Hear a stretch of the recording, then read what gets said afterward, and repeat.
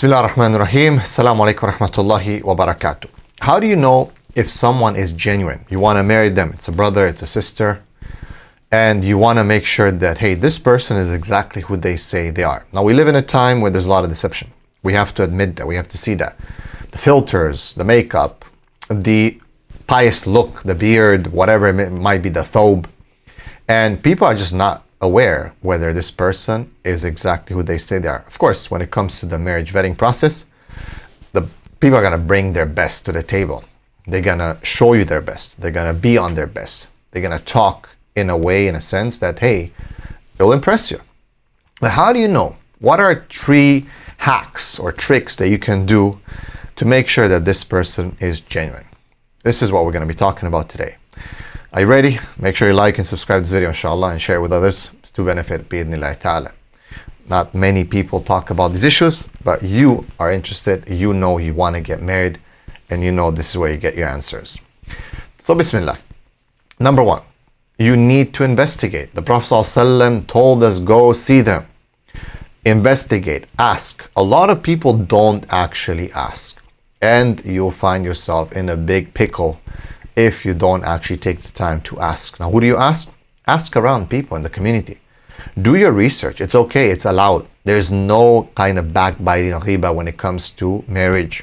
And you want to know about a person. Is this person really who they say they are? Sister might come up in hijab and niqab and say, I'm so pious and this and that. Actually, when someone says, I'm so pious, should be a red flag automatically. Okay, why? Because Allah subhanahu wa ta'ala says, وَلَا تُزَكُّوا أَنفُسَكُمْ. Do not make yourself pious. هُوَ أَعْلَمُ بِمَنِ اتَّقَى. He knows exactly who has taqwa.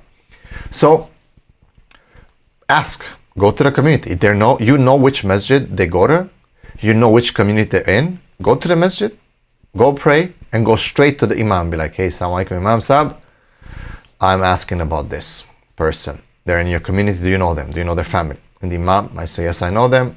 They don't really come to the masjid. I don't know.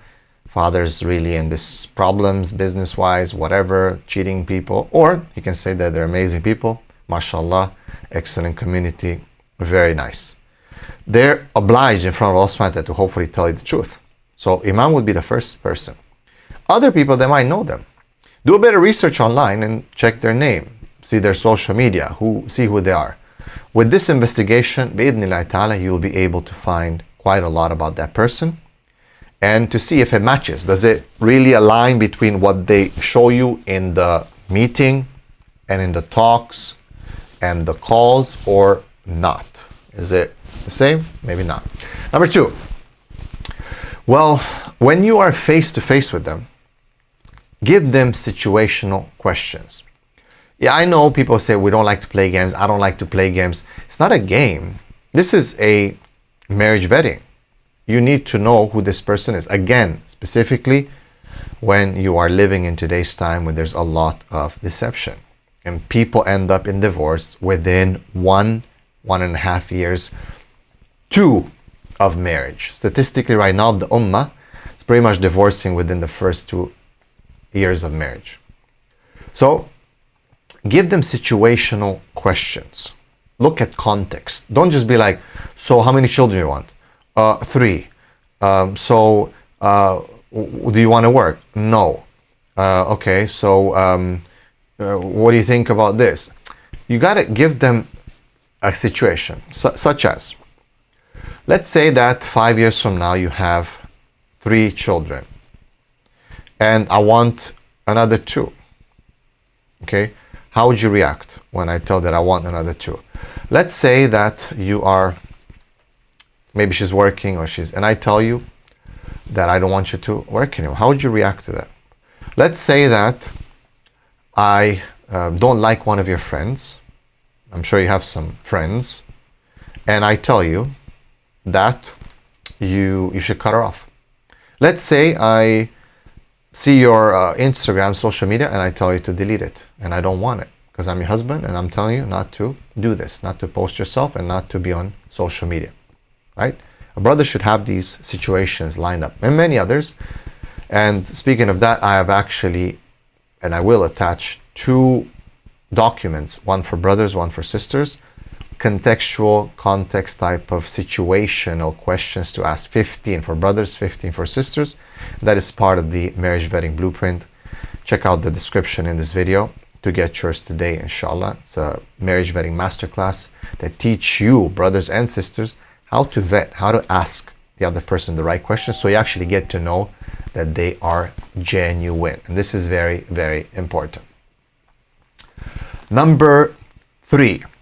Oh, let's not forget the sisters. The sisters also have to ask the right questions. One of the greatest questions that I would say that a woman has to ask a man is, for example, what is your mission and vision in life? Know whether a man has actual mission, vision, that he does something, he feels that is more than just his job. Another one that's very important. Let's say that 5 years from now, we have a financial situation. How would you resolve this when your family is in need of money, food, and provision? You lost your job.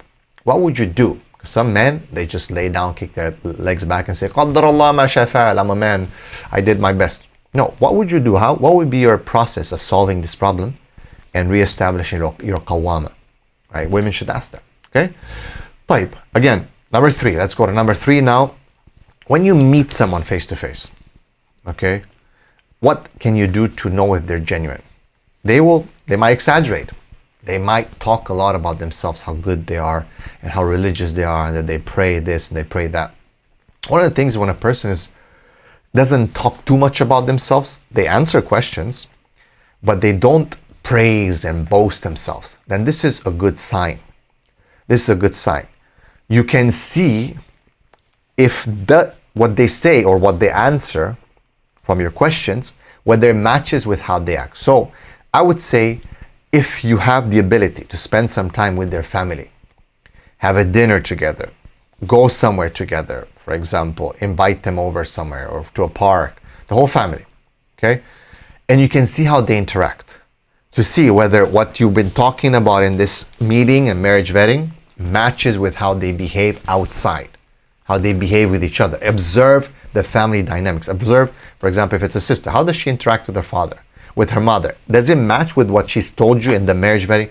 Oh yeah, me and my father are so close, me and my mother, yeah, I pray and I'm such a nice, their favorite daughter, you know? Or not.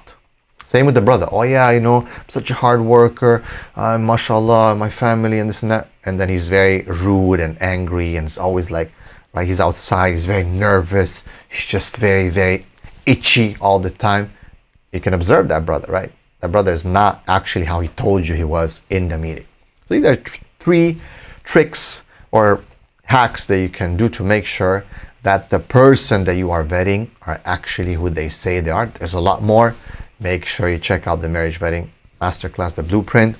And don't forget, it comes with these nice documents of the questions that you can ask, as well as there's some bonus courses there about communication and how to keep it halal online and when you actually meet.